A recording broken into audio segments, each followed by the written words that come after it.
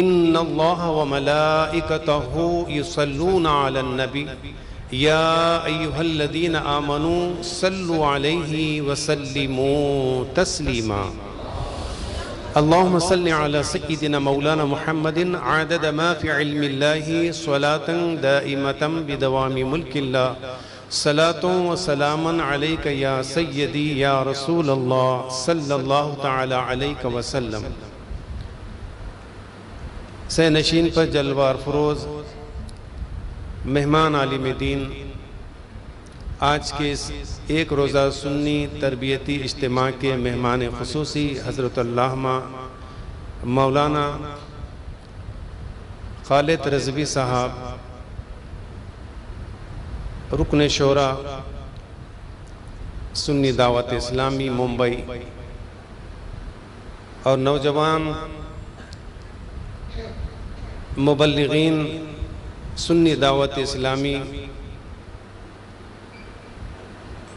خلا گولکنڈہ اطراف و اکناف، اور قابل صد احترام بزرگوں، نوجوان دوستوں اور پیارے بچوں، اللہ سبحانہ وتعالیٰ کا لاکھ لاکھ شکر ہم سب ادا کرنا چاہیے کہ اللہ تبارک و تعالیٰ نے ایک ایسا بہترین آج کا دن ہمارے لیے منتخب فرمایا، اور اللہ تبارک و تعالیٰ کا یہ بھی لاکھ لاکھ شکر ہے کہ اس نے آج آپ کو، مجھ کو اور ہم سب کو اللہ کے گھر میں بعد نماز ظہر سے اب تک اور اس کے آخری اب منازل آ رہے ہیں، یعنی الدعاء مقل عبادہ، دعا عبادت کا مغز ہے، یعنی اب آخری اس کے بعد نماز کے بعد خطاب کے بعد جو مرکزی ذکر اور دعا ہوگی، تب تک بیٹھنے کے اللہ تبارک و تعالیٰ نے ہم کو یہ توفیق رفیق بخش رہا ہے۔ اس کے لیے ہم سب تہے دل سے، بلکہ اگر میں یوں کہوں کہ ہمارے جسم کے ایک ایک رومٹے کا سے اللہ تبارک و تعالیٰ کا اگر ہم شکر ادا کریں تو شکر محال ہے کہ اللہ تبارک و تعالیٰ نہیں معلوم کہ آج سنڈے اتوار کا دن کہیں ہم اور طرح مشغول ہو جاتے، لیکن اللہ تعالیٰ کا کرم ہے کہ اللہ تعالیٰ نے اپنے گھر میں آپ کو، مجھ کو، سب کو بیٹھ کر دین کی باتیں سیکھنے اور سنی طریقے کے اوپر چلنے کے ایسے نورانی خطاب، ایسے دل نشیں اور عشق نبی میں ڈوبی ہوئی نعتیں سننے کا اللہ تعالیٰ نے موقع عطا فرمایا، اور بڑی خوشی کی بات مجھے یہ ہو رہی ہے، مسرت ہو رہی ہے کہ اس میں اکثریت نوجوانوں کی ہے، اور نوجوان دوستو یہ بات مسلمہ ہے کہ کوئی بھی نوجوان قوم، کسی بھی قوم ملت کی ریڑھ کی ہڈی یعنی بیک بون اس کو کہا جاتا ہے، کہ جس قوم کے نوجوان اگر سدھر گئے اور دین کے راستے پر گامزن ہے، صراط مستقیم پر صراط قدم ان کا ہے، تو سمجھیے کہ وہ قوم انشاءاللہ تعالیٰ اپنا نام اور اپنی ملت کا اسلام کا نام روشن کرے گی۔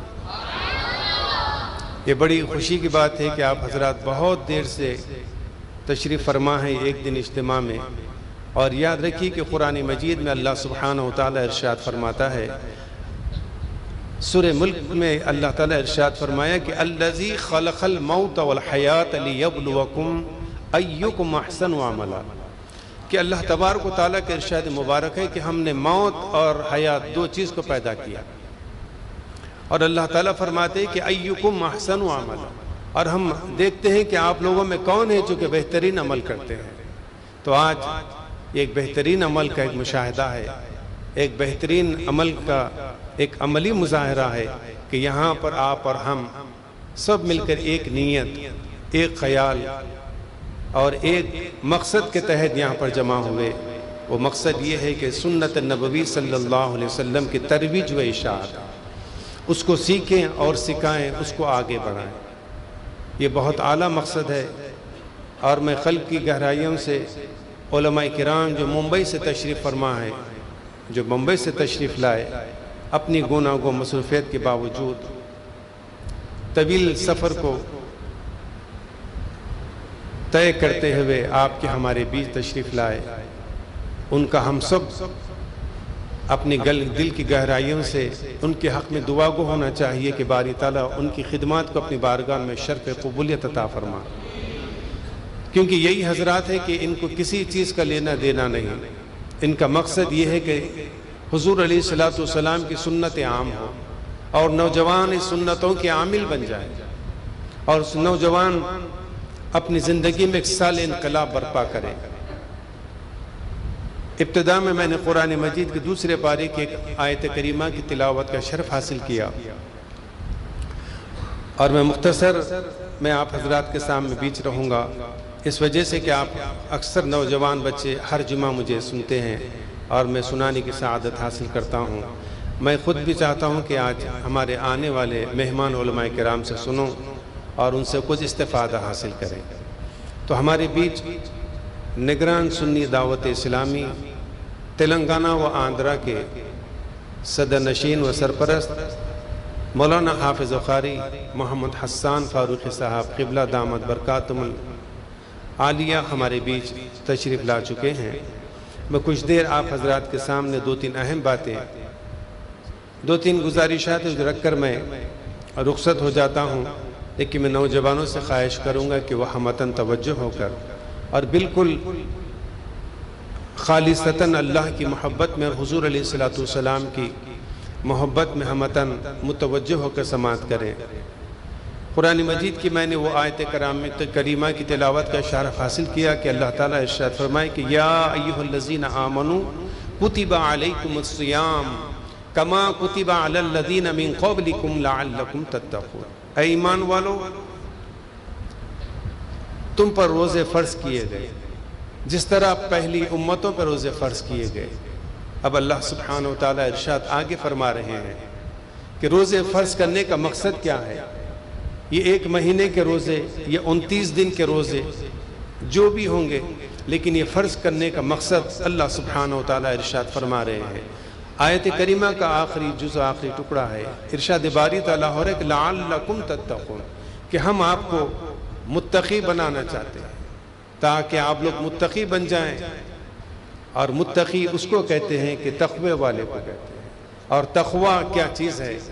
تقوی کے معنی ہیں کہ ڈرنا، بچنا، رکنا، کن چیزوں سے بچنا، کن چیزوں سے ڈرنا، کن چیزوں سے رکنا جس سے اللہ سبحانہ وتعالی ناراض ہوتے ہیں، یعنی اللہ کی نافرمانی سے رکنا، اللہ کے بے خوف ہونے سے بچنا، اللہ سبحانہ وتعالی کے ناراضگی کے اسباب جن امور میں ہے ان سب سے دور رہنا، اس کا نام تقوی ہے۔ تقوی کی ایک مثال ہم لوگوں کو یہ ملتی ہے عملی طور پر، جو ہم سب کے ساتھ یہ ہوتا ہے کہ رمضان شریف میں چھوٹا 7 سال اگر 8 سال کا بھی بچہ ہے روزے سے ہے، اگر 80 سال کے بزرگ بھی روزے سے ہے تو وہ ہے اور وضو خانہ ہے، اکیلے وضو کر رہے ہیں اور 3 مرتبہ ان کو کلی کرنا ہے وضو میں۔ جب وہ کلی کرتے ہیں، موسم سخت ہے، ظہر کا وقت ہے اور ماہ مئی ہے، لیکن آپ دیکھیے اور آپ بھی تصور کیجئے کہ حالت روزہ سے ہے، زبان سکی ہوئی ہے، لیکن کیا مجال ہے کہ کوئی بچہ بھی اور کوئی بڑے بزرگ بھی ایک خطرہ بھی اپنے حلق کے نیچے لے،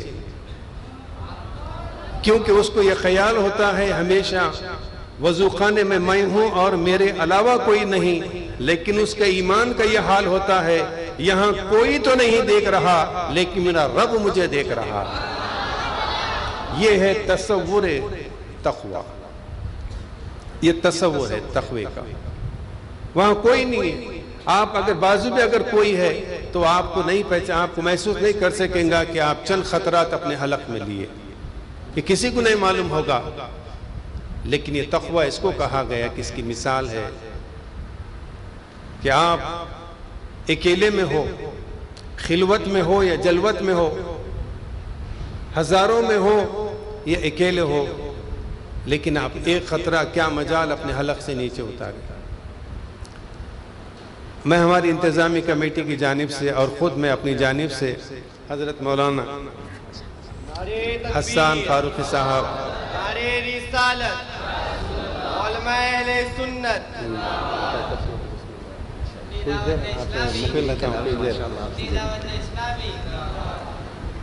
سبحان اللہ.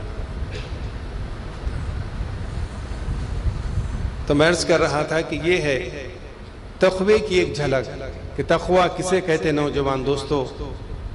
کیوں کوئی دیکھنے والا نہیں، یا اگر ساتھ میں بھی ہے تو محسوس کرنے والا کوئی نہیں، لیکن آپ کا ضمیر آپ کو یہ کہتا ہے، آپ کا دل یہ آپ کو کہتا ہے، آپ کا ایمان آپ کو یہ کہتا ہے کہ خبردار کہ ایک خطرہ بھی اگر حلق سے نیچے اترا، دیکھنے والا تو کوئی نہیں اور آزو بازو والا بھی محسوس کر نہیں سکتا، لیکن میرا رب مجھے دیکھ رہا ہے. یہ کیفیت ہے تقوی کی. اور کہا گیا ہے کہ یہی تقوی انسان کو بلندی کے اوپر لے جاتا ہے. قرآن مجید میں اللہ سبحانہ وتعالی بے شمار مقامات پر یا ایھا الذین آمنوا اتقوا اللہ کئی جگہ ارشاد فرمایا ہے. اللہ تبارک و تعالی ارشاد فرما رہے کہ یا سورہ احزاب میں اللہ سبحانہ وتعالی ارشاد فرما رہے کہ یا ایھا الذین آمنوا اتقوا اللہ ولتنظر نفس ما قدمت لغد. اے ایمان والو اللہ سے ڈرو اور دیکھو کہ آگے کے لیے آپ لوگ کیا بھیج رہے ہیں. وَلْتَنْظُرْ نَفْسُ مَا قَدَّمَتْ لِغَدٍ. اللہ تبارک و تعالیٰ قرآن مجید کی بے شمار مقامات پر. ہم خطبہ نکاح سنتے ہیں، بارہا ہزاروں خطبہ نکاح سنے. اب ہر خطبہ نکاح میں 2 آیتیں آپ سنتے ہیں. یا ایھا الذین آمنوا اتقوا اللہ حق تقاتہ ولا تموتن الا وانتم مسلمون. یہاں پر بھی فرمایا گیا کہ اے ایمان والو اللہ سے ڈرو.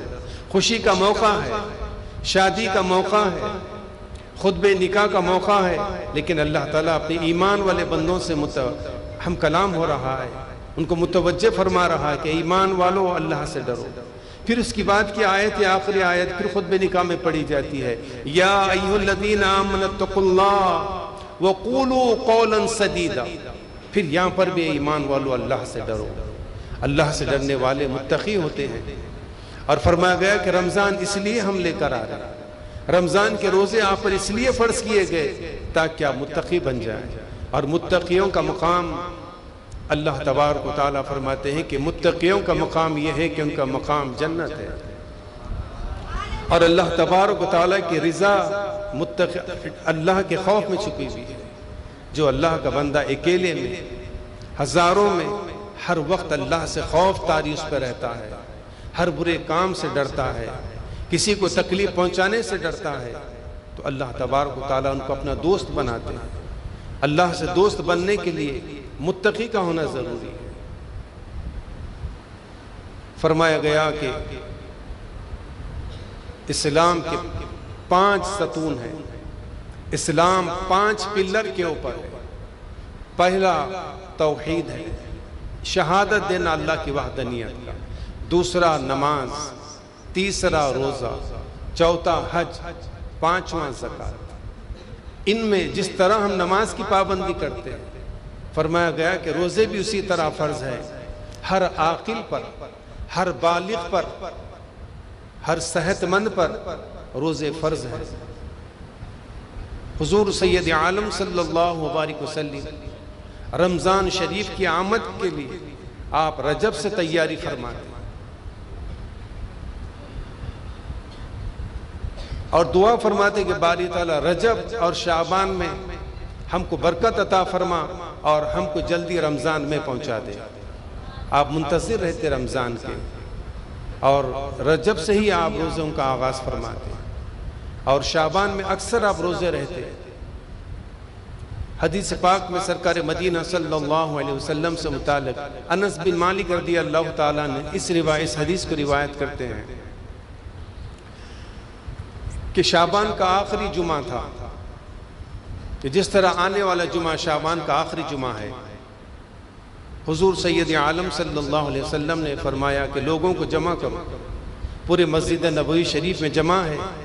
آپ نے لوگوں سے اپنے خطاب میں ارشاد فرمایا کہ لوگوں ایک ایسا مہمان آنے والا ہے، کیا اس کا تم استقبال کرو گے؟ 3 مرتبہ آپ نے یہ جملے کو ارشاد فرمایا، اس فقرے کو آپ نے 3 مرتبہ دہرایا۔ صحابہ کرام عرض کرنے لگے یا سیدی یا رسول اللہ صلی اللہ تعالی علیہ وسلم، کون آنے والے ہیں؟ کیا ہم کو جہاد پر جانا ہے؟ کیا ہم کو کوئی اور کام کے لیے جانا؟ تو آپ فرمائے کہ نہیں، شہر اللہ آنے والا ہے، رمضان کا مہینہ آنے والا ہے، کون ہے جس کے لیے تیاری کرے؟ تو حضور علیہ السلام نے استقبال ماہ رمضان کا آپ نے خطبہ ارشاد فرمایا۔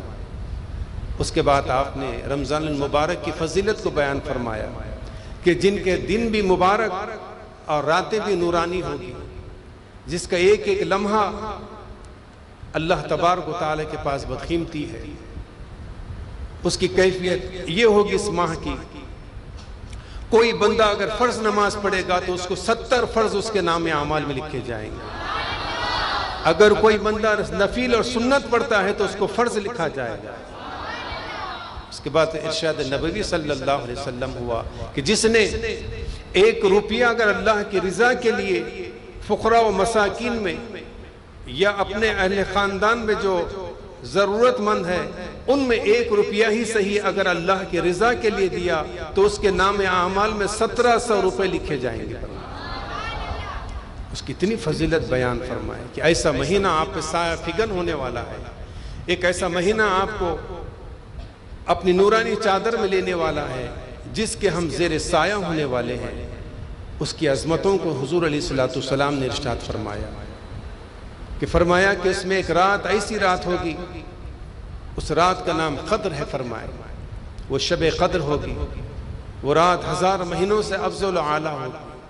صحابہ کرام عرض کرنے لگے یا سیدی یا رسول اللہ صلی اللہ تعالی علیہ وسلم، ہمارے آقا ہماری جانیں آپ پہ قربان، ہمارے ماں باپ آپ پہ قربان، آقا بتائیے کہ وہ کون سی رات ہوگی؟ تو آپ نے ارشاد فرمایا 21ویں 23ویں 25ویں 27ویں اور 29ویں شب میں اس کو تلاش کر، آخری عشرے کے 10 راتوں میں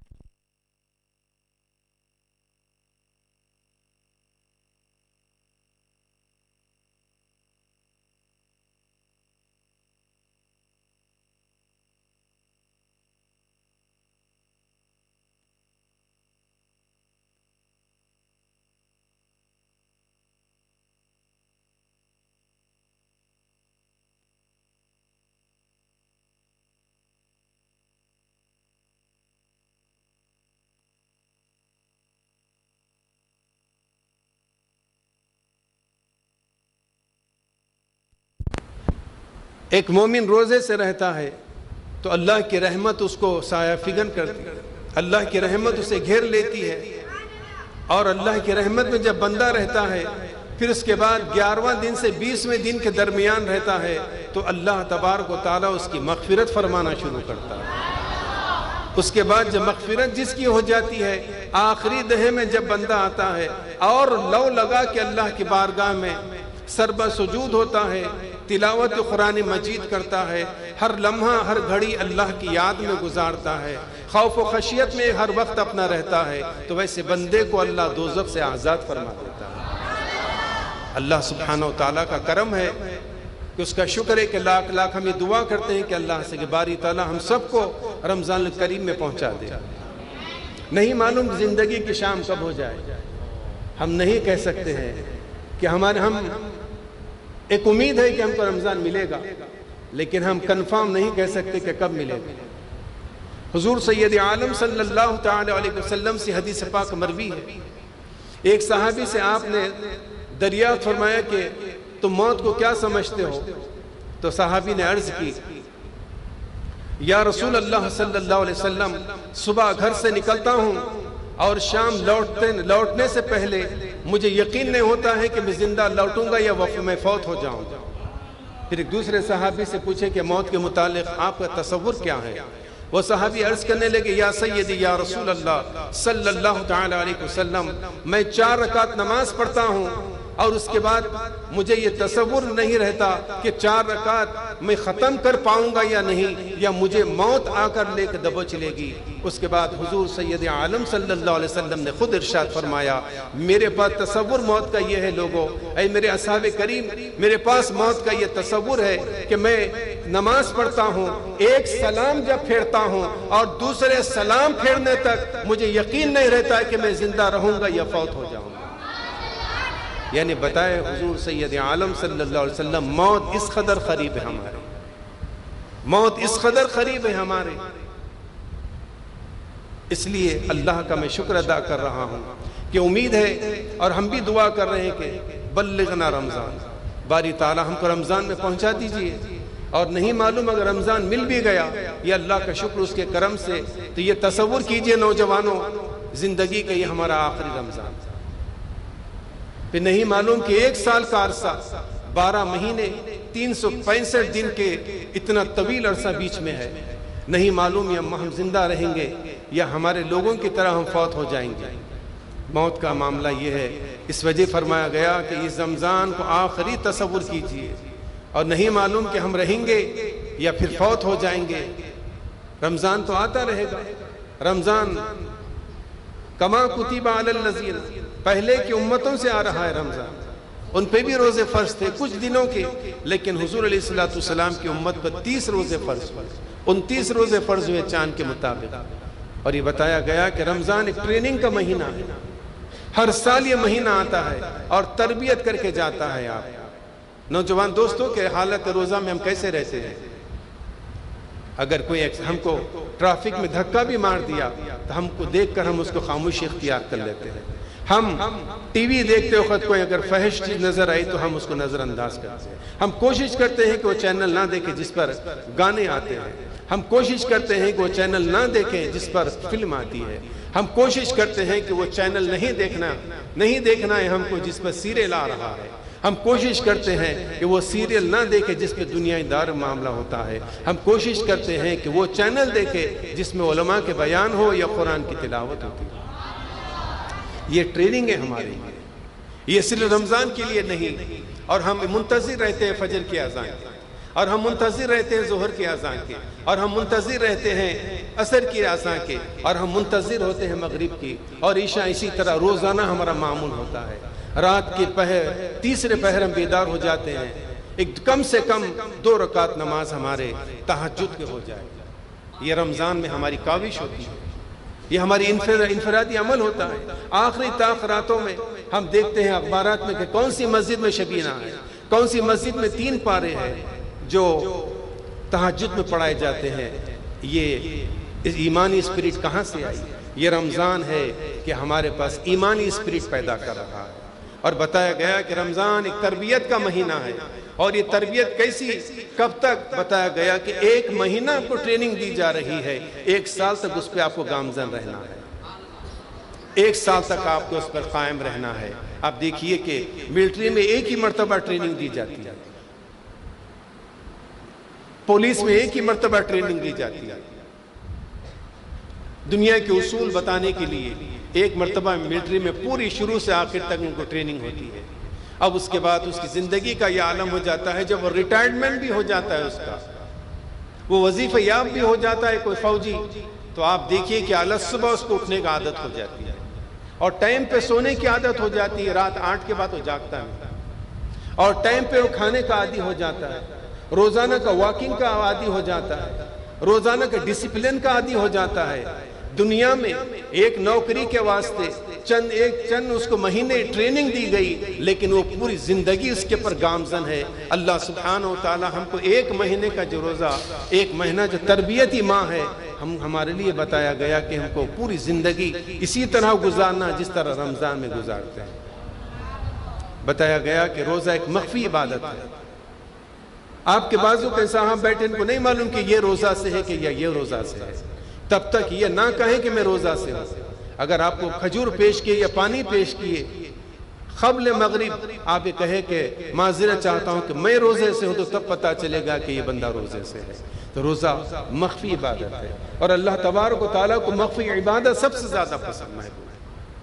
اس لیے اللہ تبارک و تعالیٰ نماز کے لیے نہیں فرمایا، روزے کے لیے نہیں فرمایا، زکوٰۃ کے لیے نہیں فرمایا، حج کے لیے نہیں فرمایا۔ جہاں روزے کی باری آئی فرمایا روزہ میرے لیے ہے اور اس کی جزا میں خود ہوں فرمایا۔ اللہ اکبر، روزے کی جزا خود باری تعالیٰ ہے۔ فرمایا کہ الصوم لی وانا اجزا بہ، روزہ میرے لیے ہے اور اس کی جزا میں خود ہوں فرما رہے۔ اللہ اکبر، کیا بڑا معاملہ ہوگا روزے کا، ہم تصور نہیں کر سکتے روزے کا مقام و مرتبہ کیا ہے۔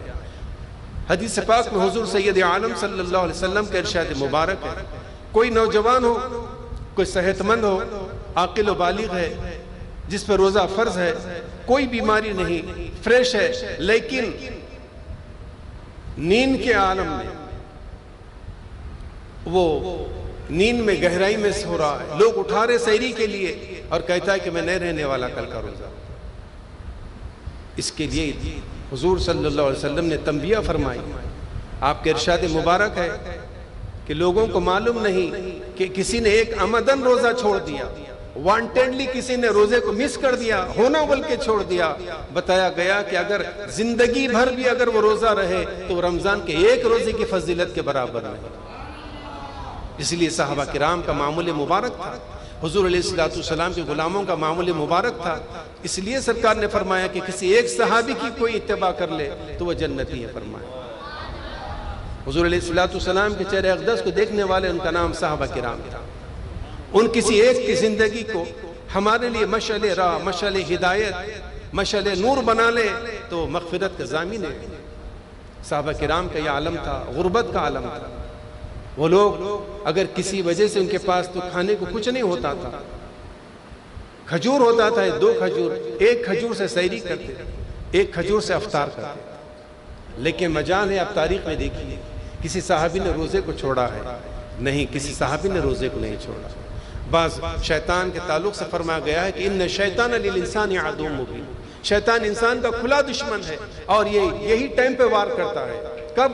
چاند دکھنے سے پہلے شیطان رہے گا، چاند جیسا ہی ہلال نظر آئے گا۔ حضور علیہ السلام کے ارشاد مبارک ہے کہ شیطان کو بیڑیاں ڈال کر اس کو بند کر دیا جاتا ہے، مقید کر دیا جاتا ہے۔ یہی تو وجہ ہوتی ہے، شیطان جب مقید ہو جاتا ہے تو مساجد تنگ دامنی کا شکوہ کرتی ہے۔ یہ 2-3 فلور بس نہیں ہوتے جمعہ کے دن، عام دنوں میں پوری مسجد بس نہیں ہوتی۔ یہ کیا وجہ ہے کہ شیطان قید و بند کی زندگی میں ہے۔ اور فرمایا گیا جانے سے پہلے شیطان کی بھی کوشش ہوتی ہے، یعنی چاند نکلنے سے کچھ لمحے پہلے بھی اس کا وار ہوتا ہے اہل مومن پر، اور یہ ان کے ذہن میں ایک بات ڈال دیتا ہے کہ کل سے ممکن ہے آج چاند نظر آ جائے، اور کل سے آج سحری ہو، کل سے پہلا روزہ ہو، تو کسی کے دل میں بات راسخ کر دیتا ہے، بات اس کے دل میں بات ڈال دیتا ہے کہ آپ کی تو طبیعت ٹھیک نہیں ہے، آپ کو شوگر ہے، آپ کو بی پی ہے، آپ کو ہارٹ پرابلم ہے، اور آپ کو کمزوری ہے، آپ کو روزے نہیں رہنا چاہیے، کسی اور کو رکھا لیجئے، کسی کو بھی اس کا آپ پیسے دے دیجئے، آپ کی طرف سے ہو جائے گا۔ لیکن یاد رکھیں نوجوانوں، آج تاریخ کہہ رہی ہے، آج سائنس کہہ رہی ہے، آج بڑے بڑے حکیم و طبیب کہہ رہے ہیں، اگر شوگر کے بھی بیمار ہے، اگر آپ بی پی کے بھی اگر مریض ہیں، آپ اگر قلب کے بھی مریض ہیں، یا پیٹ کے بھی اگر مریض ہیں، آج بڑے بڑے سائنسداں کہہ رہے ہیں آپ روزہ رہ جائیے، آپ کو صحت مل جائے گی۔ حضور علیہ السلام 1450 سال پہلے سارے طبیبوں کے طبیب، سارے حکیموں کے حکیم سید عالم صلی اللہ علیہ وسلم فرمائے لوگوں روزہ رہو صحت پاؤ۔ یہ عالم ہے، اور روزے میں کہا گیا کہ کم کھاؤ۔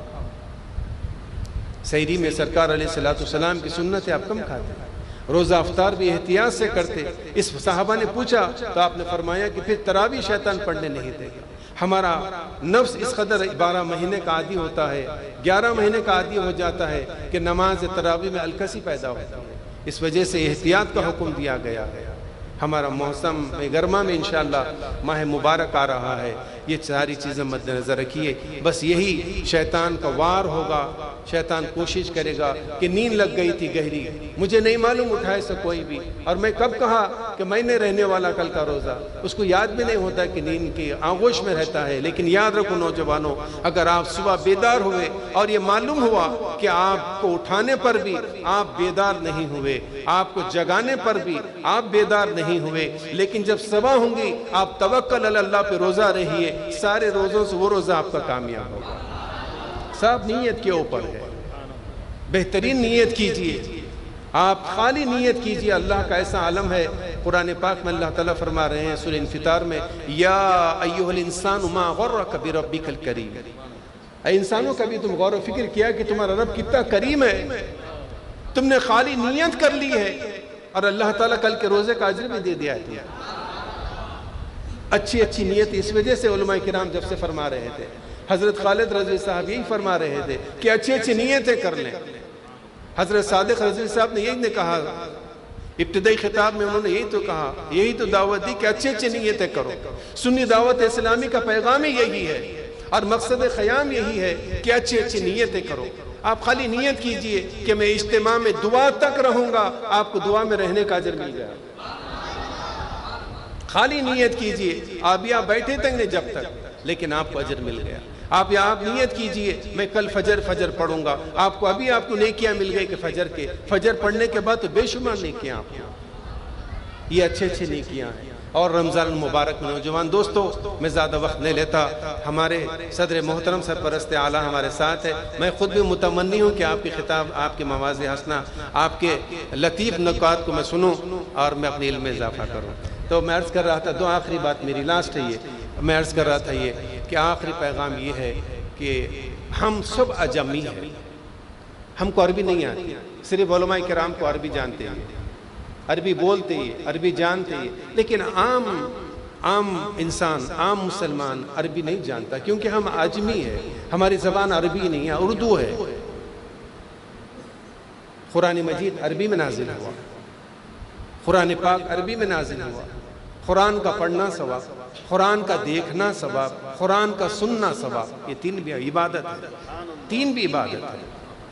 لیکن اللہ تعالیٰ قرآن مجید میں یہ کئی جگہ ارشاد فرمایا، وَتِلْكَ الْأَمْثَالُ نَضْرِبُهَا لِلنَّاسِ لَعَلَّهُمْ يَتَفَكَّرُونَ۔ آپ غور و فکر کیوں نہیں کرتے؟ مَا غَرَّكَ بِرَبِّكَ الْكَرِيمِ، غور و فکر کیوں نہیں کرتے؟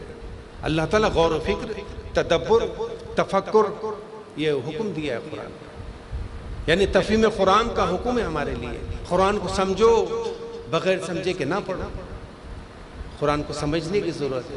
ہماری اکثریت الحمدللہ اردو سے ہم واقف ہے، تو رمضان المبارک میں کوشش کریے کہ اکثر نوجوان بچے کوشش کرتے کہ میں 3 قرآن پڑھا، میں 4 پڑھا۔ میں ان سے عرض کرنا چاہتا ہوں کہ آپ ایک ہی قرآن پڑھیں، لیکن کوشش کریں کہ پوری قرآن ترجمے سے پڑھ لیں۔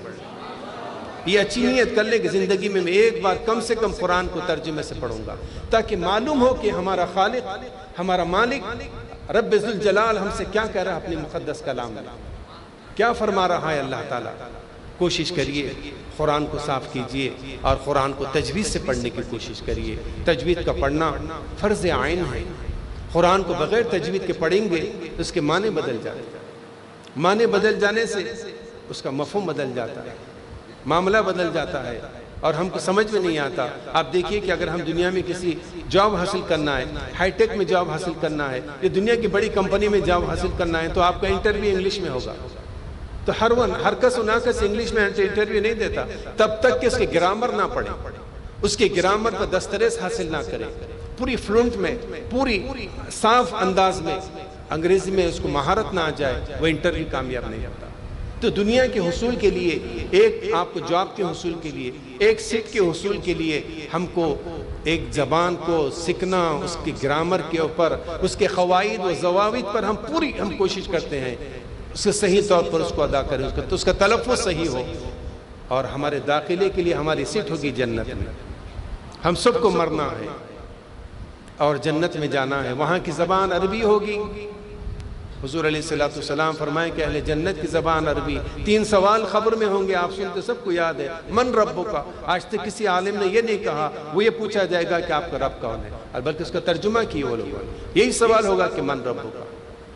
عربی تو آ جائیں گے اللہ کے فضل سے، لیکن زمین پر اس نیت کے ساتھ عربی سیکھو کہ میں قرآن کا ترجمہ سمجھنے کے لیے ذکر ہوں۔ یہ بھی عبادت ہے۔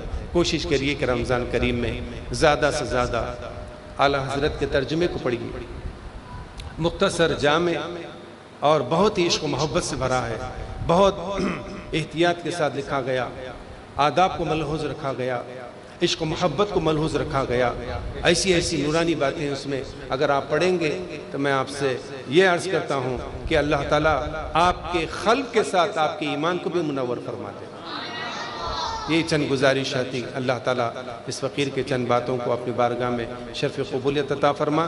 باری تعالیٰ خاص طور پر ہمارے علماء ذی وقار جو ممبئی اور حیدرآباد کے معروف شخصیت حضرت علامہ حسن فاروقی صاحب اپنی گناہوں و مصروفیت کے باوجود ہمارے نوجوانوں کی حوصلہ افزائی کے لیے تشریف لائے، باری تعالیٰ آپ کی عمر میں، اقبال میں، درجات میں زیادتی عطا فرما۔